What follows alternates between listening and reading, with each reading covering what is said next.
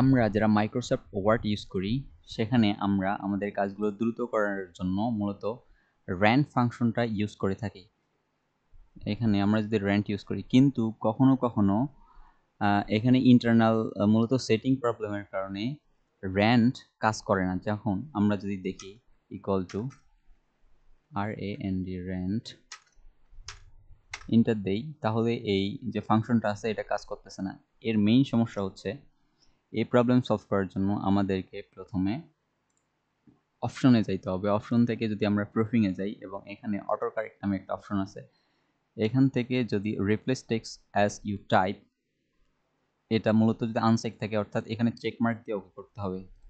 এখন আমরা যদি র্যান্ড ফাংশন ইউজ করি, র্যান্ড, অটোমেটিক 5টা প্যারাগ্রাফ চলে আসবে। এটা মূলত আমাদেরকে যে কোনো প্র্যাকটিসের ক্ষেত্রে বা যে কোনো সময় যদি আর্জেন্ট টেক্সট নেওয়ার প্রয়োজন পড়ে তখন অনেক বেশি হেল্প করে।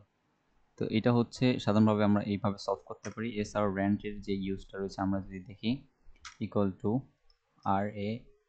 র্যান্ড, আমরা যদি দুইটা টেক্সট নিতে চাই তাহলে টু লিখে যদি র্যান্ড লিখে ইন্টার দিই, তাহলে অটোমেটিক র্যান্ডমলি দুইটা প্যারাগ্রাফ টেক্সট নিয়ে নেবে। আসলে এই টেক্সটগুলোর কোনো মানে নেই, তারপরে এগুলো মূলত হচ্ছে শর্টকাটলি খুব তাড়াতাড়ির ভিতর টেক্সট যদি প্রয়োজন হয় সেক্ষেত্রে আমরা র্যান্ড যে ফাংশনটা আছে এটা ইউজ করে থাকি।